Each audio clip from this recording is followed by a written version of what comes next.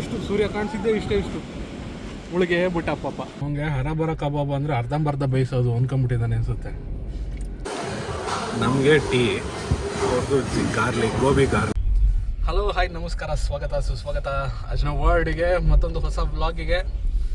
ಇವತ್ತು ನಾವು ಸನ್ಸೆಟ್ ನೋಡೋಣ ಅಂತ ಶಶಿ ಹಿತ್ಲು ಬೀಚಿಗೆ ಹೋಗೋಣ ಅಂತಿದ್ದೆ. ಬಿಕಾಸ್ ಆಫ್ ಮೈ ವೈಫ್ ನನ್ನ ಹೆಂಡತಿ ಎಲ್ಲ ಲೇಟ್ ಮಾಡಿ ಹೊರಡೋದನ್ನ 5 ಗಂಟೆಗೆ ಹೊರಡೋಕೆ ಹೇಳಿದ್ದು 5:15 ಆಗ್ತಾ ಬಂತು. ಇಷ್ಟೊತ್ತಿಗೆ ಹೊರಟಿದ್ದಾಳೆ. ಹಾಗಾಗಿ ನಾವು ಒಂದು ಸೂರತ್ ಕಲ್ ಹತ್ರ ಒಂದು ಬ್ಯಾಕ್ ಸೈಡ್ ಅಂದರೆ ಸೂರತ್ ಕಲ್ NITK ಇದೆಯಲ್ಲ, ಅದ್ರ ಹಿಂದ್ಗಡೆ ಒಂದು ಸ್ಟ್ರೆಚ್ ಇದೆ ಡ್ರೈವಿಂದುಗೆ.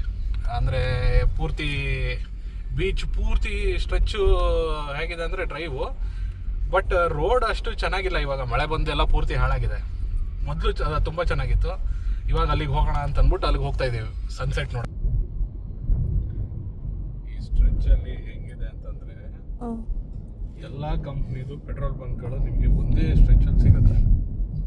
ಎಲ್ಲದು ಯಾವುದು ಅದು ಇದು ಅಂತಿಲ್ಲ.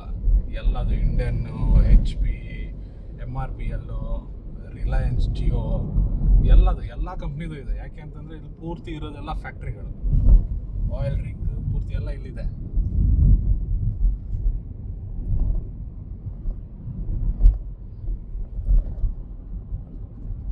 ಆಲ್ಮೋಸ್ಟ್ ಕರ್ನಾಟಕಕ್ಕೆ ಹೋಗೋದೇ ಇಲ್ಲಿಂದ, ಎಲ್ಲ ಕಡೆಗೂ ಹೋಗೋದೇ ಇಲ್ಲಿಂದ, ಮಂಗಳೂರಿಂದ.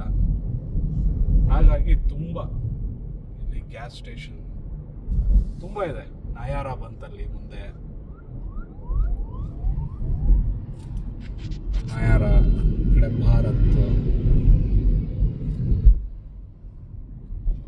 ಎಲ್ಲ ದೊಡ್ಡ ಸ್ಟೇಷನ್. ಜೊತೆಗೆ ಇಲ್ಲೇ ಮುಂದ್ಗಡೆನೆ ಇಂಡಿಯನ್ ಪೆಟ್ರೋಲ್.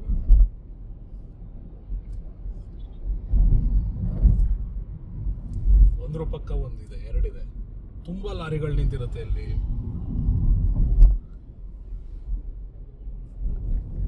ಇದು ಪೂರ್ತಿ ಇಂಡಸ್ಟ್ರಿಯಲ್ ಏರಿಯಾ. ಆ ಕಡೆ ಹೋದರೆ ಪೂರ್ತಿ ಇಂಡಸ್ಟ್ರಿಯಲ್ ಏರಿಯಾ. ಯಾವ್ದಾರ ಒಂದು ದಿವಸ ಅಲ್ಲಿಗೂ ವಿಸಿಟ್ ಹಾಕೋಣ, ಇಂಡಸ್ಟ್ರಿಯಲ್ ಏರಿಯಾಗೆ ಟೈಮ್ ಸಿಕ್ಕಿದಾಗ. ಅಷ್ಟೊಂದು ಸತಿ ನಾನು ಹೋಗಿ ನೋಡ್ಬೇಕಲ್ಲಿ ಏನೇನಿದೆ ಅಂತ ಅಂದ್ಬಿಟ್ಟು. ಅಲ್ಲಿ ಹೋಗಿ ಆಮೇಲಿಂದ ಚೆಕ್ ಮಾಡಬೇಕು. ಹೋಗೋಣ ಒಂದು ದಿವಸ. ಕರೆಕ್ಟ್, ಹೋಗೋಣ.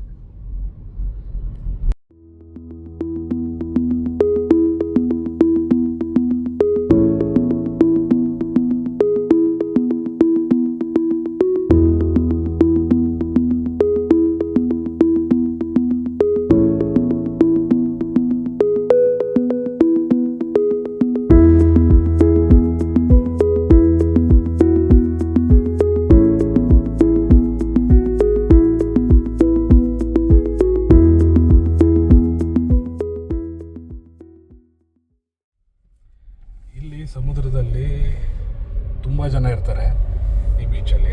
ಅದಕ್ಕೋಸ್ಕರ ನಾನಲ್ಲಿ ಸ್ಟಾಪ್ ಮಾಡಲ್ಲ. ಈ ಸ್ಟ್ರೆಚ್ಚಲ್ಲಿ ರೋಡ್ ಇವಾಗ ಸರಿ ಇಲ್ಲ. ಈ ಸ್ಟ್ರೆಚ್ಚಲ್ಲಿ ಫುಲ್ ಹೀಗೆ ಮುಂದಕ್ಕೆ ಹೋದರೆ NITKವರೆಗೂ ತಲುಪ್ತೀವಿ. ಬ್ಯಾಕ್ NITK ಒಂದು ಇದಿದೆ, ಏನಂತೀವಿ, ಲೈಟ್ ಹೌಸ್. ಆ ಲೈಟ್ ಹೌಸಿಗೆ ತಲುಪ್ತೀವಿ. ಮೊದಲು ರೋಡ್ ಚೆನ್ನಾಗಿತ್ತು, ಈಗ ಮಳೆ ಬಂದಾಗ ತುಂಬ ಹಾಳಾಗಿದೆ. ಮಳೆ ತುಂಬ ಇತ್ತು. ಅದೇ ಇವಾಗ ಅದಕ್ಕೋಸ್ಕರ ಬಂತು ಒಂದು ಇಂಟರ್ನ್ಯಾಷನಲ್ ಗುಂಡಿ. ಬಟ್ ಇಲ್ಲಿ ಬೀಚಲ್ಲಿ ಹಿಂಗೆ ಹೋಗ್ತಾ ಇದ್ರೆ ಇನ್ನು 2 ವೀಲರಲ್ಲಿ ಹೋಗ್ಬೇಕು. ತುಂಬ ಚೆನ್ನಾಗಿರುತ್ತೆ 2 ವೀಲರಲ್ಲಿ ಹೋಗೋಕ್ಕೆ. ನಾನು ಹೇಳಿದೆ 2 ವೀಲರಲ್ಲಿ ಹೋಗೋಣ ಅಂತ. ನಮ್ಮ ಮನೆಯವ್ರು ಸ್ವಲ್ಪ ಯಾಕೋ ಬೇಡ 4 ವೀಲರಲ್ಲೇ ಹೋಗೋಣ ಅಂದರೆ ಏನು ಕಾರಣ ಅಂತ ಗೊತ್ತಿಲ್ಲ. ಕಾರು ತುಂಬ ದಿನದಿಂದ ಸ್ಟಾಪ್ ಆಗಿಬಿಟ್ಟಿತ್ತು. ಅಂದರೆ ನಿಲ್ಲಿಸಿದ್ದೆ ಒಂದು ವಾರದಿಂದ, ಸರ್ವಿಸ್ ಮಾಡಿಸಿದ್ರ ಮೇಲೆ ಎಲ್ಲೂ ತಗೊಂಡು ಹೋಗಿರಲಿಲ್ಲ. ಅದಕ್ಕೋಸ್ಕರ ಒಂದು ರೌಂಡ್ ತೊಗೊಂಡು ಹೋಗೋಣ. ಹಾಗೆ ನಿಂತಿದ್ರೆ ಹಾಳಾಗ್ಬಿಡುತ್ತೆ. ಇಲಿ ಕಚ್ಚಿದ್ರೆ ಏನು ಮಾಡೋದು, ಹಾಳಾಗ್ಬಿಡುತ್ತೆ. ಅದಕ್ಕೋಸ್ಕರ ವಾರಕ್ಕೆ ಒಂದು 2 ಸತಿನಾದರೂ ತೆಗಿಬೇಕು ಆಚೆಗೆ. ಇವತ್ತು ವೀಕೆಂಡು ರಜೆ ಇತ್ತಲ್ಲ, ಕನ್ನಡ ರಾಜ್ಯೋತ್ಸವ. ಕನ್ನಡ ರಾಜ್ಯೋತ್ಸವ ಅಂತ ರಜೆ ಇದ್ದಿದ್ದು. ಇಲ್ದಿದ್ರೆ ರಜೆ ಇರ್ತಿರ್ಲಿಲ್ಲ, ಡ್ಯೂಟಿಲಿ ಇರ್ತಿದ್ವಿ.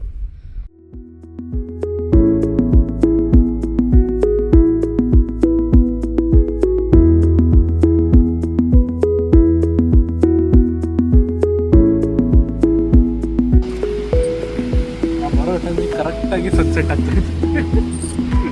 ಮೋಡ ತುಂಬ್ಕೊಂಡ್ಬಿಟ್ಟಿದೆ ಪೂರ್ತಿ.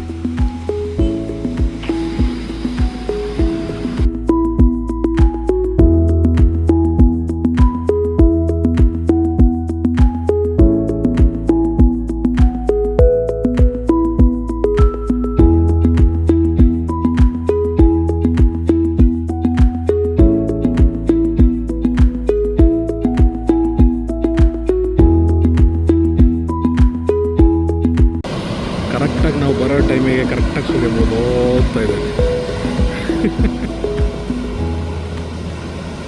ಎಲ್ಲ ನನ್ನ ಹೆಂಡತಿಯಿಂದನೇ ಆಗಿತ್ತು. ಮುಳುಗೋದ, ಅದಕ್ಕೆಲ್ಲ ಕಾರಣ ನಾನು ಹೇಳ್ತೀನಿ.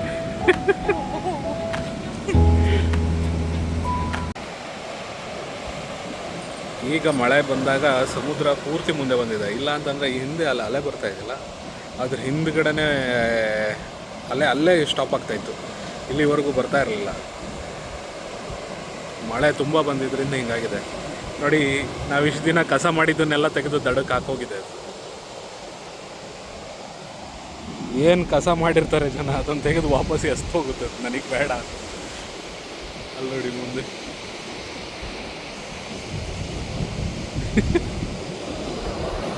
ಯಾವುದನ್ನು ಇಟ್ಕೊಳ್ಳಲ್ಲ ಸಮುದ್ರ.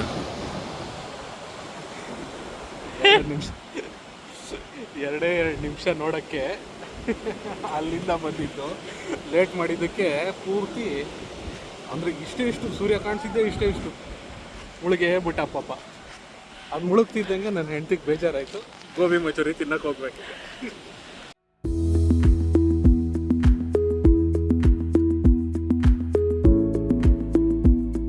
ಮರಳೆಲ್ಲ ಕಿತ್ತೋಗಿದೆ. ಅದು ನೀರು ನೋಡಿ ಎಷ್ಟು ಮುಂದೆ ಬಂದಿದೆ.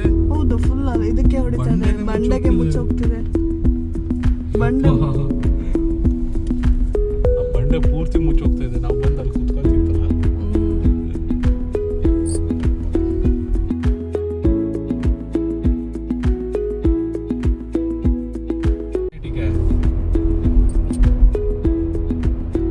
ಇದು ಲೆಕ್ಚರರ್ ಕಾಂಪ್ಲೆಕ್ಸ್, ಆ ಕಡೆ ಇರೋದು ಕಂಪ್ಯೂಟರ್ ಸೈನ್ಸ್, ಮಧ್ಯದಲ್ಲಿ ಬ್ರಿಡ್ಜ್ ಹೈವೇಗೆ ಮಕ್ಕಳಿಗೆ ಓಡಾಡಕ್ಕೆ. ಮಂಗಳೂರಿಂದ ಉಡುಪಿ ರೋಡಲ್ಲಿ ಫಸ್ಟ್ ಸಿಗೋ ಟೋಲ್, ಅಲ್ಲಿ ಟೋಲಲ್ಲೇ ಯೂ ಟರ್ನ್ ತೊಗೊಂಡ್ರೆ ರೈಟ್ ಸೈಡಿಗಿದೆ ಪಂಜಾಬಿ ಡಾಬಾ. ಅಲ್ಲಿವರೆಗೂ ಬಂದೇ ಇದ್ದೀವಿ. ಈಗ ಒಂದು ಗೋಬಿ ಮಂಚೂರಿ ತಿನ್ನಕ್ಕೆ ವಿ ಟ್ರಾವೆಲ್ 24 ಕಿಲೋಮೀಟರ್ಸ್. ಮಂಗಳೂರಲ್ಲಿ ಗೋಬಿ ಇಲ್ಲ. ಬಂತು ಬಿಟ್ಟು ದ ಡಾಬಾ, ಪ್ಯೂರ್ ವೆಜ್.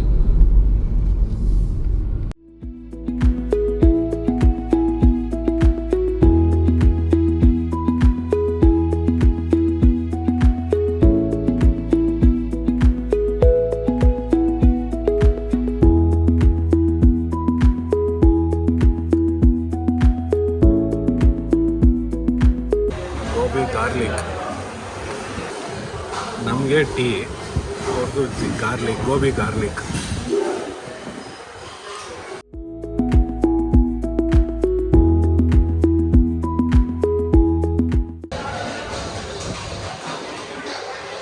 ಹರಬರ ಕಬಾಬ್ ಅಂತ ವಿತೌಟ್ ಸಾಸ್ ತಿನ್ನೋಕ್ಕೆ ಆಗ್ತಾಯಿಲ್ಲ.